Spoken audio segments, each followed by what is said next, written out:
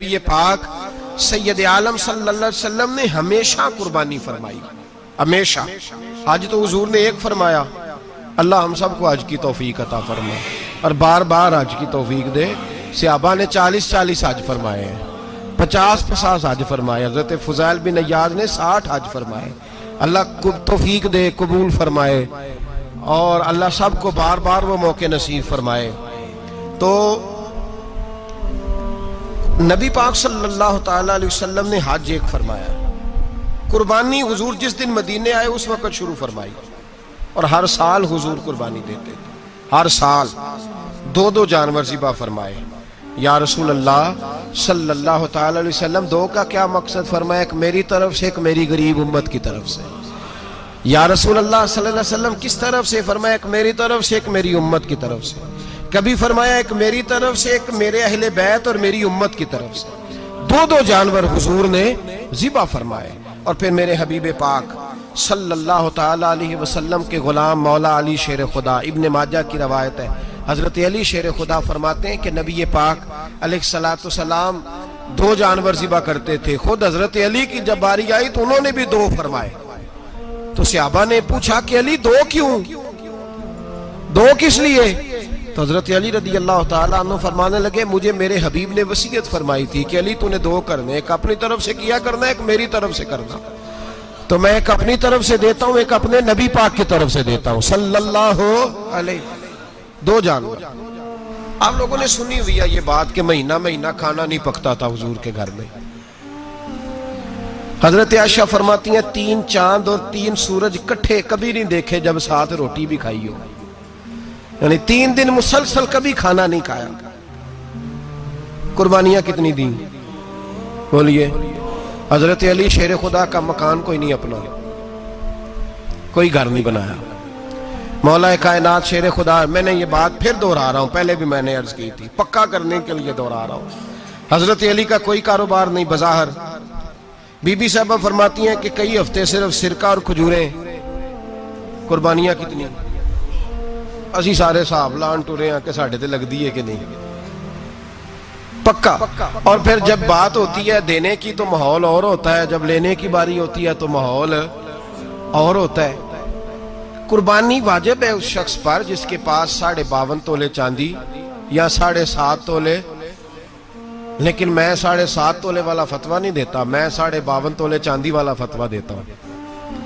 اس لیے کہ 52.5 تولے چاندی تو شاید تولہ یا 1.5 تولہ سونے کے برابر ہی ہو جائے، ٹھیک ہے نا جی؟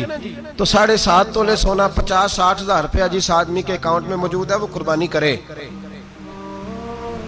بلکہ امام شافعی رحمۃ اللہ علیہ فرمایا کرتے تھے جس نے 3 کمروں کو تالا لگایا ہوا ہے وہ 3 کمرے فارغ ہیں، اس کے کسی کام کے نہیں، ان کی قیمت کا حساب لگائے۔ چھت پہ سٹور بنا دیا ہے، کوئی مطلب نہیں اس کا، اور جو ویسے رکھی ہوئے ہیں کوئی معنی ہی نہیں کمرے کا، فرماتے تھے حساب لگائے، قربانی کرے۔ رب کریم کی بارگاہ میں دینے کا جب معاملہ آیا تو تم گول کر گیا کام۔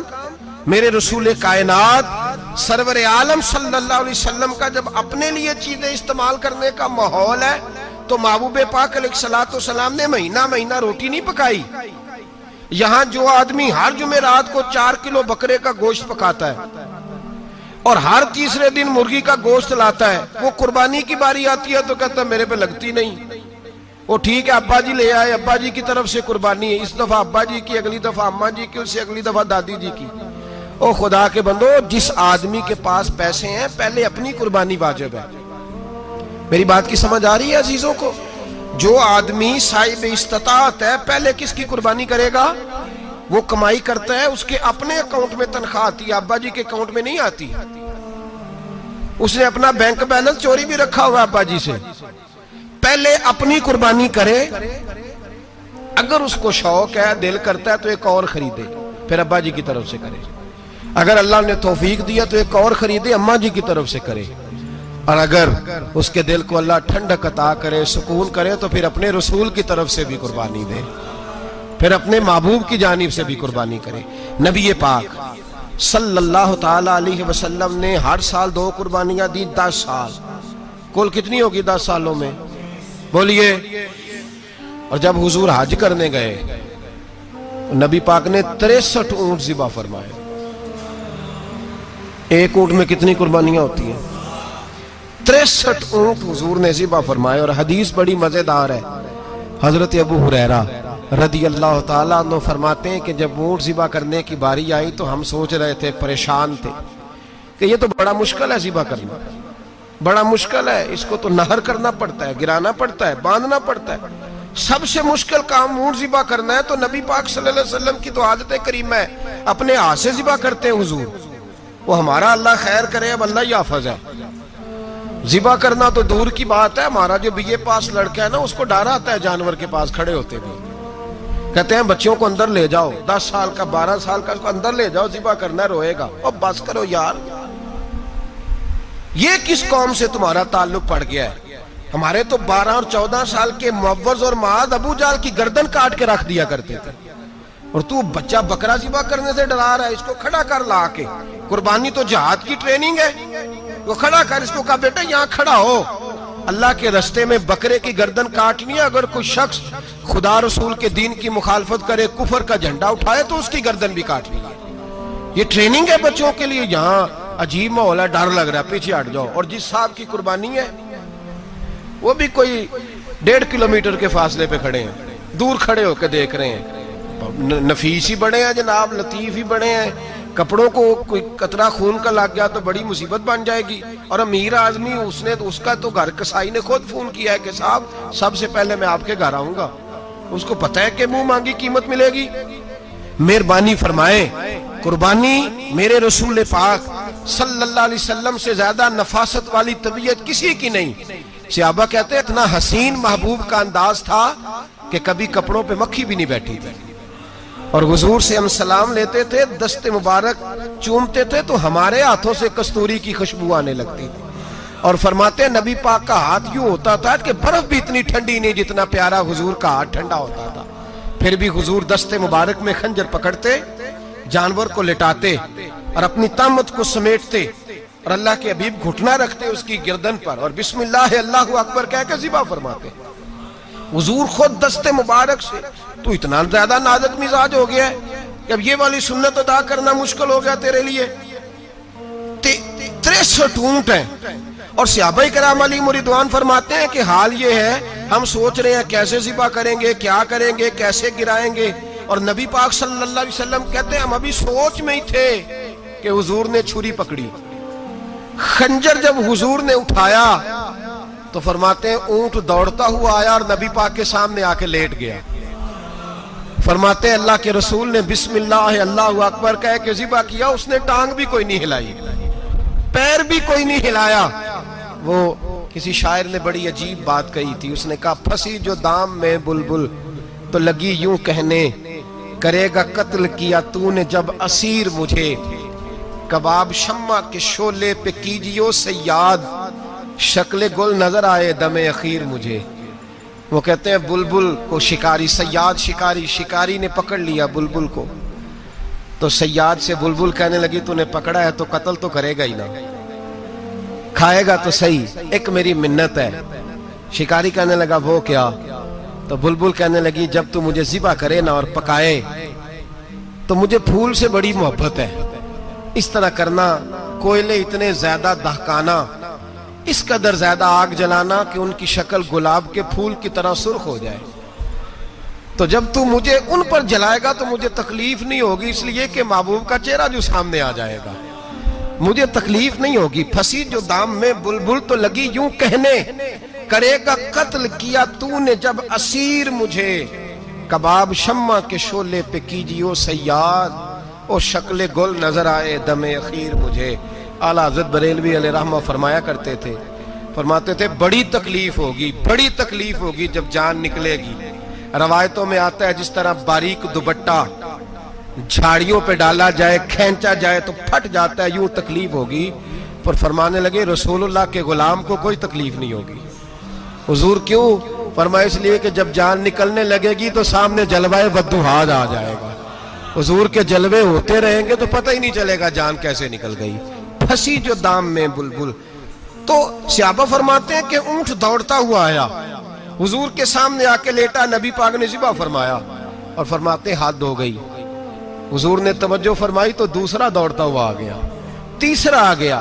حضرت ابو ہریرہ فرمایا کرتے اونٹ ایک دوسرے کو دھکے دیتے تھے, پیچھے ہٹ جا, پہلے میں نے جانا ہے, پہلے میں نے جانا ہے. 63 اونٹ وادی مینا میں حج کے موقع پر میرے رسول پاک نے دست مبارک سے ذبح فرمائے. ہر قربانی حضور نے اپنے ہاتھوں سے فرمائی. قربانی واجبات دین میں سے, ضروریات دین میں سے, اور کوئی اتنا لمبا چوڑا مسئلہ نہیں. بہت ساری چیزوں کو خود بخود مشکل کر لیتے ہیں.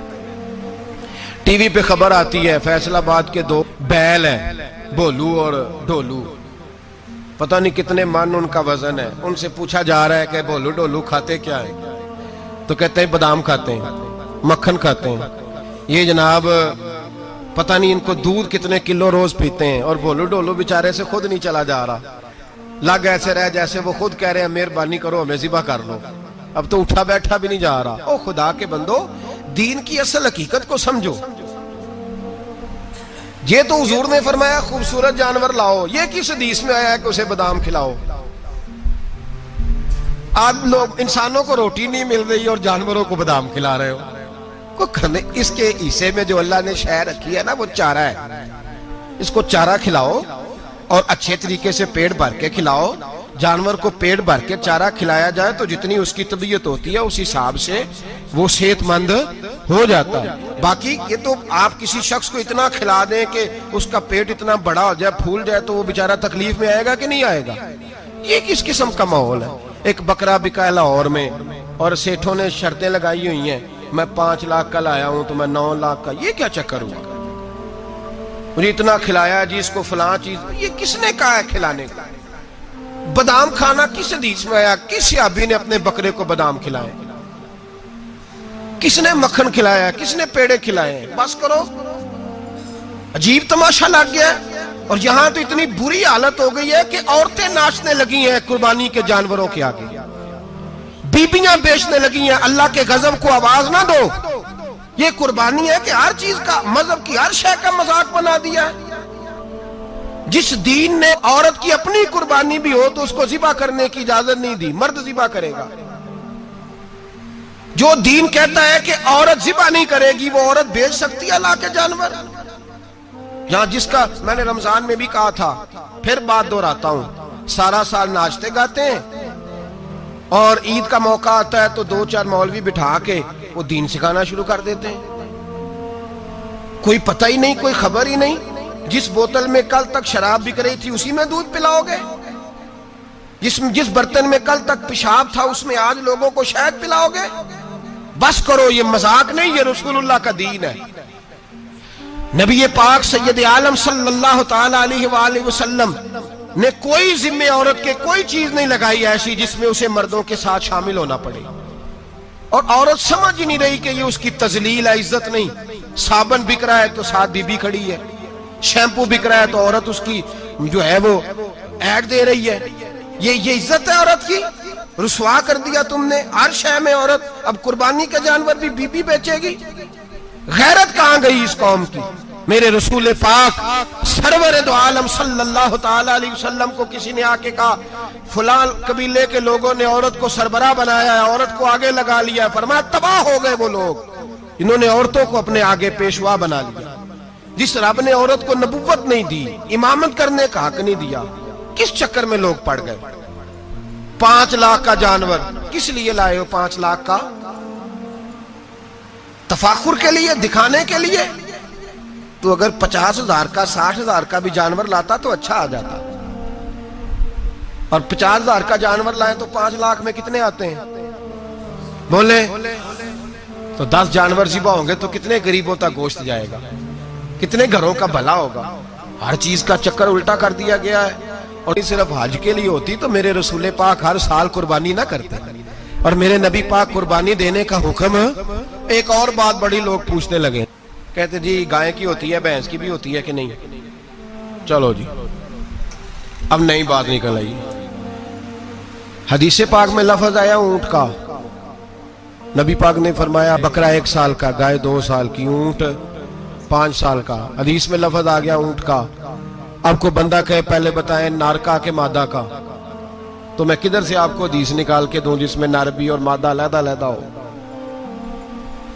حدیث پاک میں ذکر آ گیا دمبے کا، مینڈے کا.